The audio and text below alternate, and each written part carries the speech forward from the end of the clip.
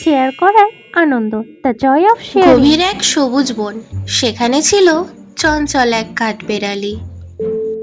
একদিন বনের পথ দিয়ে সে যাবার সময় খুঁজে পেল একটা বড় আপেল। সেই আপেল একটা এত বড় দেখে তার তো আনন্দের সীমাই নেই। সে ভাবলো, আজ আমি এই পুরো আপেলটা একাই মজা করে খাবো।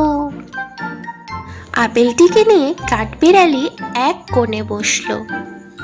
কিন্তু যেই কাঠবিড়ালিটা আপেলটাতে কামড় দিতে যাবে, তখনই দেখলো তার বন্ধুরা খরগোশ আর নীল পাখিটা খুব মন খারাপ করে বসে রয়েছে। তাদের দেখে কাঠবিড়ালিটার মনে হলো, আমি যদি এটা একাই খেয়ে ফেলি তাহলে তো আমার বন্ধুরা কিছু না খেয়েই থাকবে।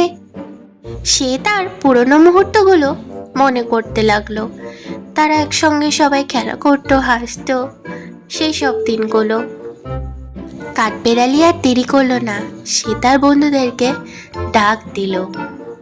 বড় আপেলটাকে সে টুকরো টুকরো করে সবার মাঝে বিলিয়ে দিল।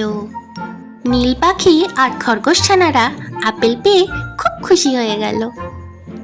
সবাই মিলে গোল হয়ে যখন বসে মিষ্টি আপেলটা খেতে শুরু করলো, কাঠবিড়ালি তখন বুঝতে পারলো একা খাওয়ার চেয়ে বন্ধুদের সাথে মিলেমিশে খাওয়ার আনন্দটা অনেক বেশি।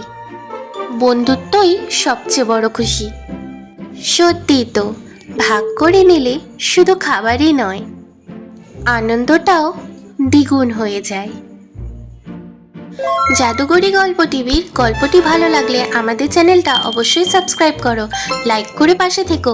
পরবর্তী ভিডিও পাওয়ার জন্য লাইক, শেয়ার, সাবস্ক্রাইব। দেখা হচ্ছে নতুন কোনো গল্পে। ততক্ষণ বন্ধুরা সবাই ভালো থেকো, টাটা।